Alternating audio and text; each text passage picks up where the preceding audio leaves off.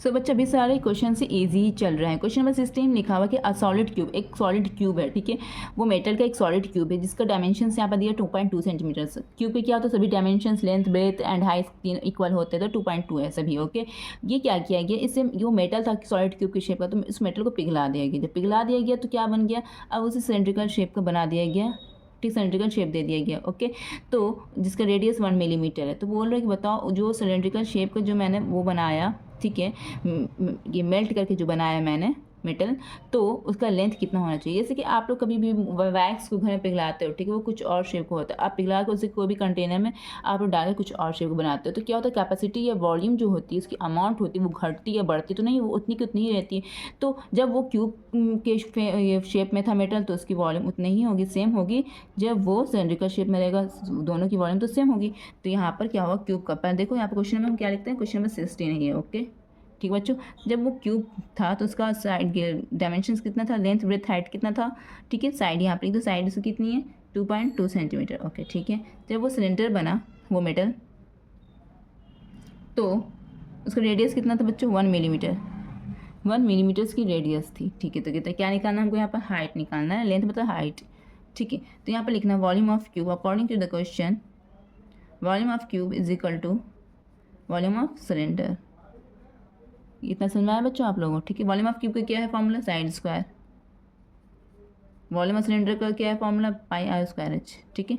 Side square मतलब क्या है, साइड का क्या दिया हुआ है यहाँ पर, साइड क्यूब होता है, सॉरी, साइड का वैल्यू क्या दिया हुआ है 2.2 का क्यूब। ओके, अब पाई का वैल्यू क्या होता है 22/7। आर का वैल्यू कितना दिया हुआ 1 मिलीमीटर, ठीक है, 1 मिलीमीटर है, आर 1 मिलीमीटर, तो मिलीमीटर को सेंटीमीटर में चेंज करने के, बिकॉज ये सेंटीमीटर है, ठीक है, तो 1 मिलीमीटर को सेंटीमीटर में चेंज करने के लिए क्या करेंगे, 10 से डिवाइड करेंगे, तो ये सेंटीमीटर में चेंज हो गया।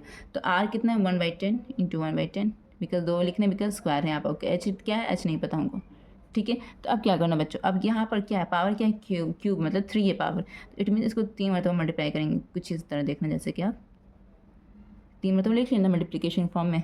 अब ये 22 था, ठीक है, नीचे क्या आ जाएगा 7 into 10 into 10 into H. Okay, ठीक है। अब देखो, अब क्या है, एच को हमको अकेला रखना है, अकेला कैसे करेंगे, धीरे धीरे सभी नंबर को शिफ्ट करेंगे। तो ये जो है डिनोमिनेटर में जितने भी नंबर्स है, ये डिवाइड के फॉर्म में है इस घर में। अब LHS में भेजेंगे तो क्या हो जाएगा, वो मल्टीप्लाई के फॉर्म में आ जाएंगे, तो कुछ इस तरह का हो जाएगा, देखना, जैसे कि आप into 7 into 10 into 10 is equal to 22H, ठीक है, 22H, ठीक है। तो अब क्या करना है यहाँ पर देखो, अब H के साथ 22 क्या है, वो मल्टीप्लाई के फॉर्म में, इस घर में भेजेंगे तो डिवाइड के फॉर्म में आ जाएगा। तो कुछ इस तरह का होगा बच्चों, 2.2 into 2.2 into 2.2 into 7 into 10 into 10 by 22 is equal to H अकेला यहाँ पर हो गया। ओके, ठीक है। अब एक पॉइंट हटा तो एक डिजिट है, तो यहाँ पर 1 0 लेगा, एक पॉइंट हटा तो एक डिजिट है के पहले है पॉइंट, तो 1 0 लेगा, एक पॉइंट हटा तो एक डिजिट के पहले पॉइंट है, तो 1 0 लेगा, कुछ इस तरह का हो। ओके बच्चों, अब फाइनल हो गया। अब उसको काटना है, अब क्या काटना है, 22 कट गया। ओके, 1 0 कटा, 1 0 कटा, ठीक है। और कुछ कटना, तो अब यहाँ पे पहले लिख लो, अरेंज कर लो। H इजिकल टू क्या आ जाएगा 22 इंटू 22 इंटू 7/10, ठीक है बच्चों। कोई प्रॉब्लम आप लोगों को, जो प्रॉब्लम होगा वो बताना आप लोग, ठीक है। 22 इंटू 22 कितना होता है, 484 होता है, इंटू 7/10, ठीक है। ये क्या है बच्चों, H इजिकल टू आया, ठीक है। ये किस में आया, ये सेंटीमीटर में आया, किस में आया, ये सेंटीमीटर में आया।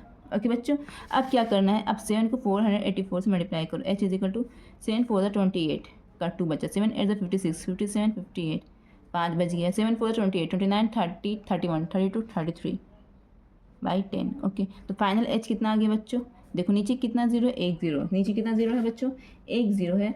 तो अगर इसको हम सिंपलाइज्ड करेंगे और, तो एक डिजिट के ऊपर पॉइंट दे देंगे, कुछ इस तरह 338 सेंटीमीटर। तो ये मेरे क्या आ गया बच्चे, ये मेरा फाइनल आंसर आ गया। आई होप कि आप लोग बहुत ही अच्छी तरह से समझा होगा। अब हम चलते हैं नेक्स्ट क्वेश्चन में।